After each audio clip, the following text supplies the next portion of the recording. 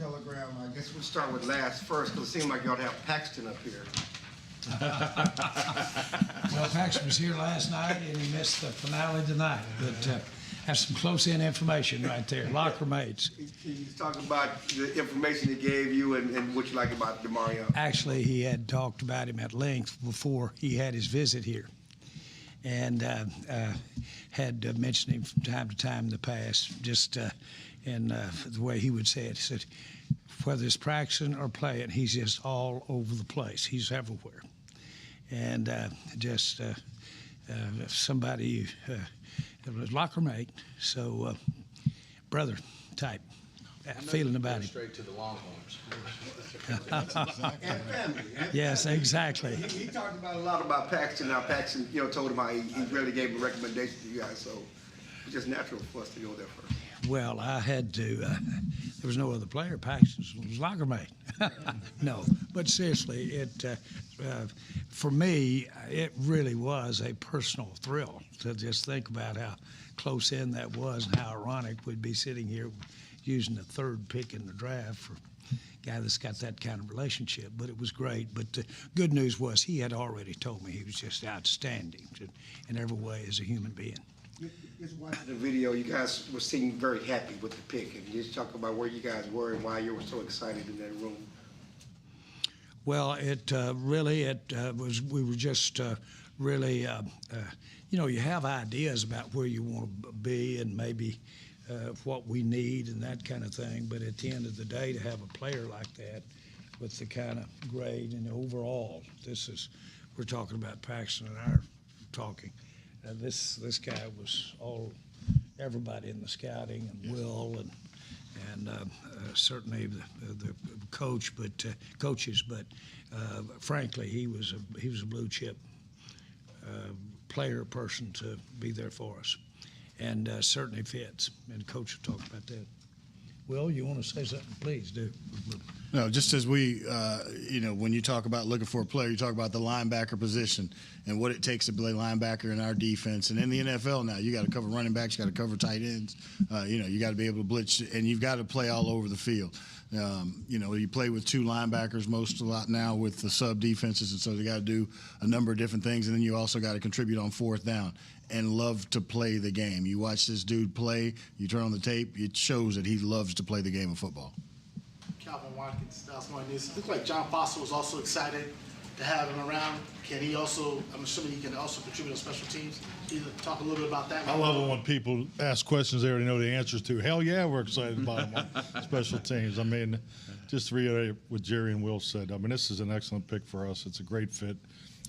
Frankly, we were just kind of holding our breath to make sure he stayed up there. So, excellent pick. I think he's a great fit. The physical characteristics everybody's already hit on, but his play style to me is, that's what you're looking for as a coach. Donovan Wilson, that type of energy and impact, and we're really, really excited to have all these guys. But that, in the third round, we felt that was big. Well, did that last year kind of help him a little bit? Because you had that COVID year, so he has a fifth year. How much would that last year help him? There's so many of these kids that have to develop. The COVID year, as we know, kind of set a lot of guys back. There were seasons they didn't have, they weren't able to practice and all that. So getting that extra year in, you got to get those extra reps in. You're able to gain that, like he was able to gain that weight. You go from safety, and then you start moving down, and you mature a little bit. And so, and getting those extra snaps just gave us an opportunity to see all the different things he could do. Mike Todd, Archer of the ESPN. With the tight end, what was it about that drew you to him? Were you guys getting concerned that you were running out of guys that could be the inline guy as well as a guy who can put out in space? Well, I think just like anything, I think this is, without being redundant, this is an excellent tight end class. We recognize it, but I think they all have specific skills that they bring to the table. And what I really liked about Luke is very, very well-rounded. We like everything about him with his physical traits, but he has the ability to play the wide position off the ball. He's done the insert schemes, is what we call them. Keeping the tackle on the ends and inserting on the linebackers. So he runs better than probably we give him credit for. So his vertical presence, we think we can really build off of that. So very, very well-rounded, and that's what you're looking for. So, as a play caller and a game plan designer, these tight ends give you the chance to get in on different personnel groups and stay creative, be able to attack both in the one back, two back, and no back offense. Does Schoonmaker have a chance to walk in as a starter, you think? Well, I think the biggest thing when you talk about the tight end position, to define a starter. Is it 40+ plays a game? Is it 30? So I think, 17 game season.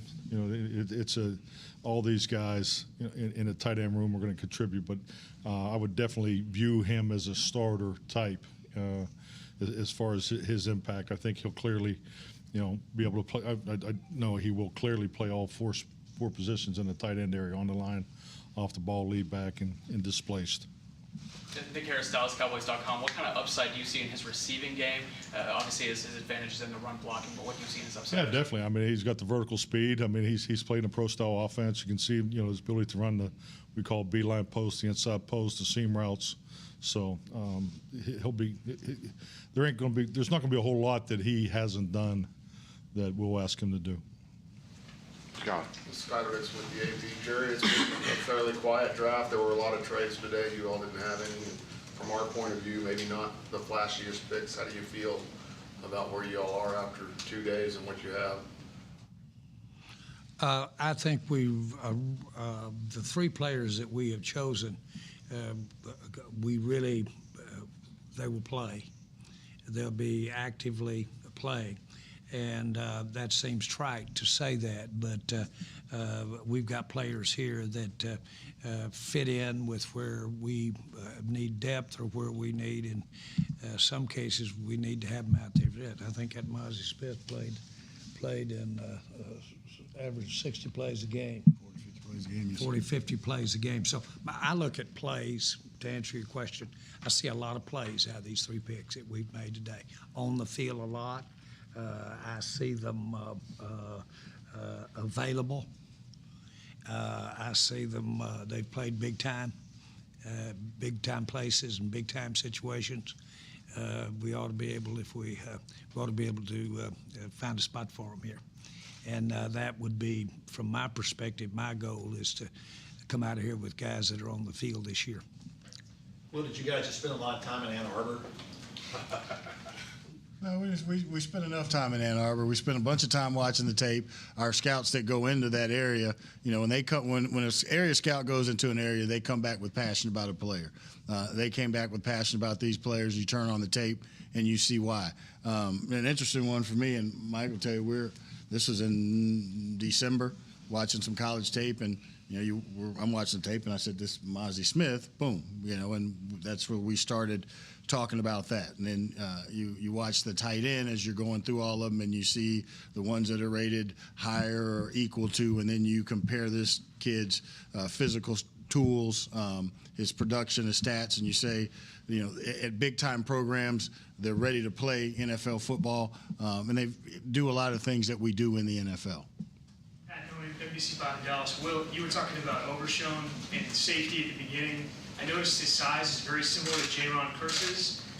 Is there an idea that maybe he could be someone who does a little bit of everything with the position versatility that comes with defense in the NFL now today? Coach McCarthy talks about it all the time. It's doing two things. When you can find a player that can do 2 to 3 things at a very high level, it's attractive. And when you move down from safety, you're used to seeing the field a certain way. Then you get closer, you're able to use your speed, your athleticism, your matchup, and also on special teams. So we're definitely looking at all the different ways you can use a player, and the versatility is key. I'll say this, you started the initial meetings we had with the draft when we had all the scouts here. Right, started those initial meetings, and you you'd set it up and asked Dan to come in and give his thoughts about what that guy looks like right there. And he wasn't talking about a name. He was talking about how we can take a player and maybe project him over here for our defense and put him in. And we were sitting there looking at him tonight. You could have, in my mind, rolled back to the very first meeting we had this year, talking about how to, when can we project that type player for what he can do, and you're absolutely on it. The curse thing does come to your mind when you think of him.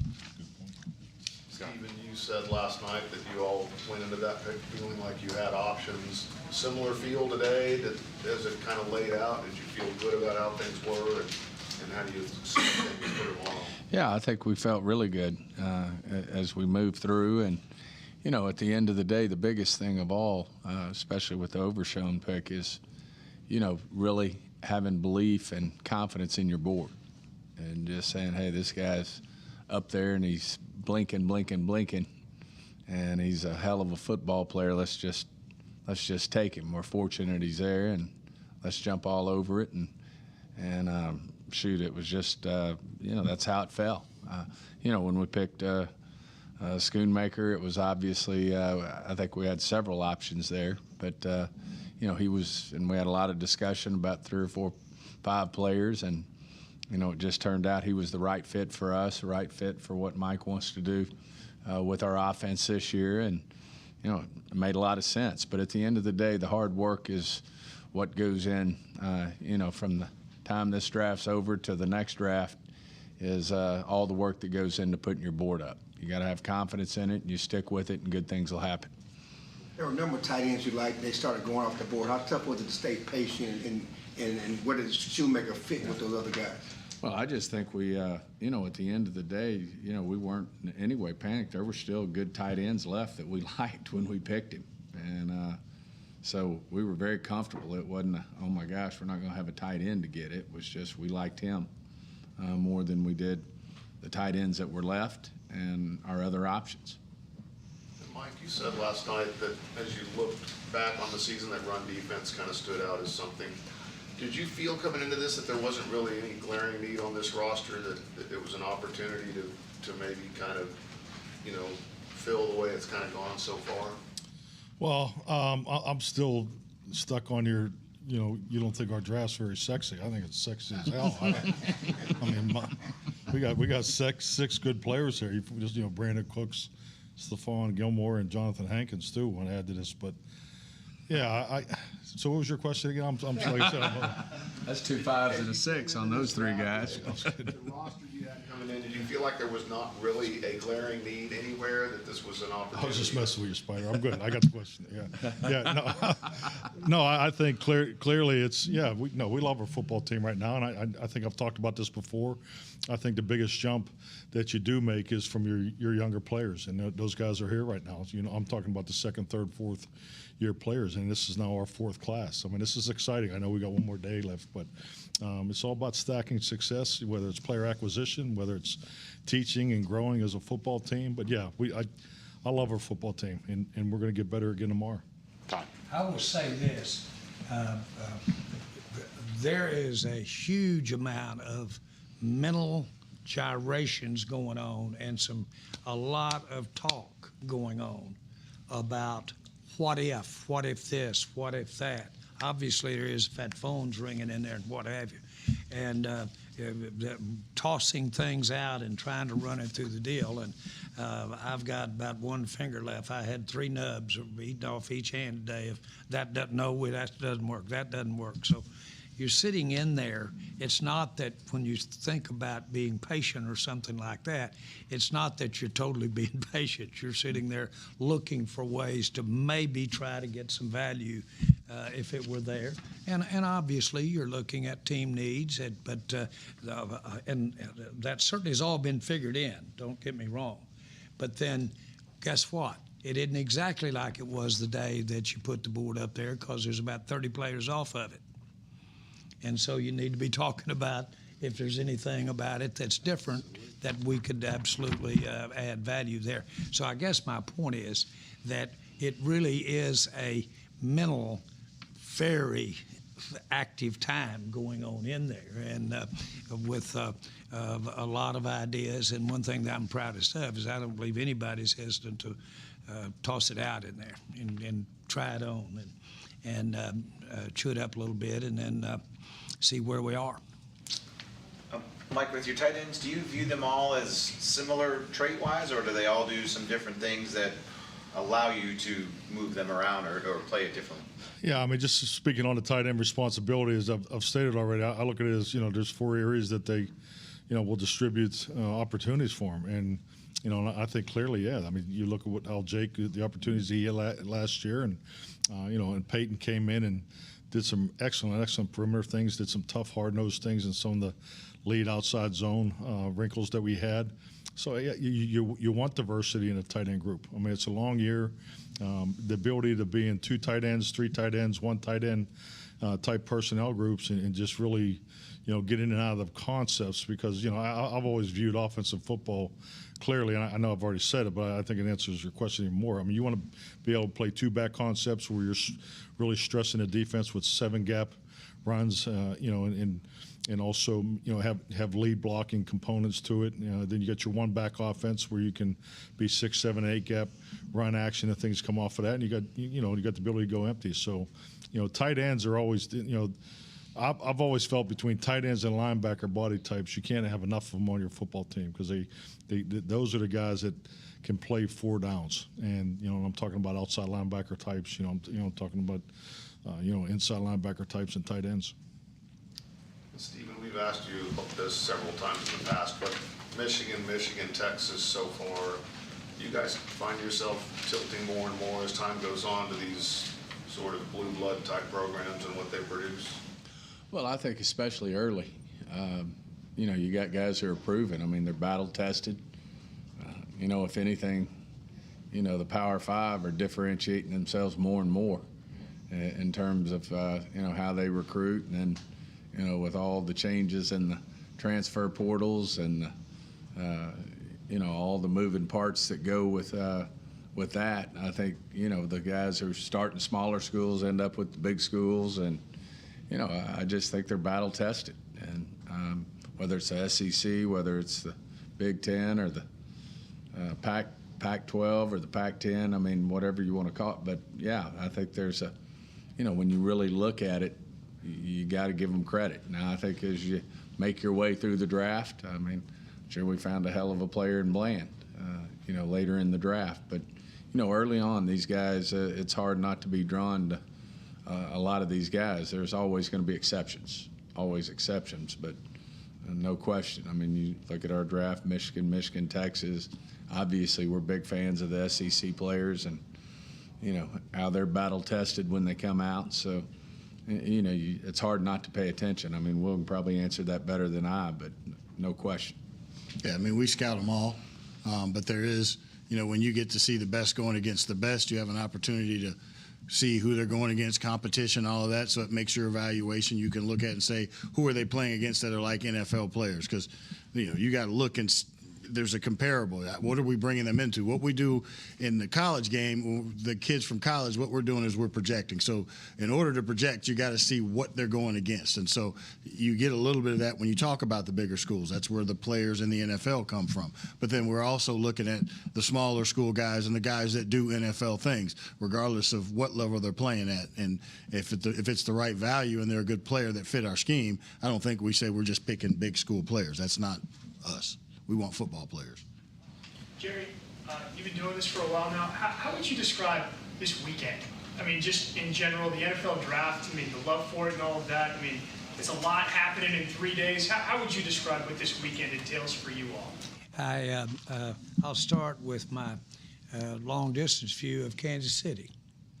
And when I was looking at the Kansas City celebration throughout the draft so far this weekend, I thought of, boy, what a wonderful opportunity that is.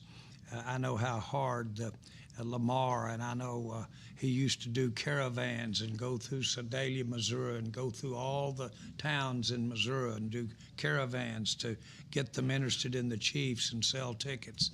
Well, here now with that viewership, and you could see the, if you will, the not only the thousands of people there, but those people probably were from all over the state of Kansas and state of Missouri and what have you. To sum it up, what a way to promote our game. What a way to promote football. When I first got involved with the Cowboys, I had a guy that I respected tremendously. That's why I was talking to him. And he said the difference, he said it's got a lot of great things about it, time of year it's placed, everything. But he said the number one thing is it's always on the mind, on the front of the mind. This was 1989. And said it's in season, out of season, almost during the game. There's always something going on about the NFL. It's constantly promoting itself. And it's not necessarily puff stuff either. It could be controversy. It could be things like that. Well, this draft and evolving it and having the team participation the way it is a wonderful promotion of our game, and lets us really help again sell it. And all weekend, I just couldn't believe it. I will reiterate, we're the first team to ever put a camera in the draft room. And so we really always believed it was interesting to somebody to see what goes on behind the scenes.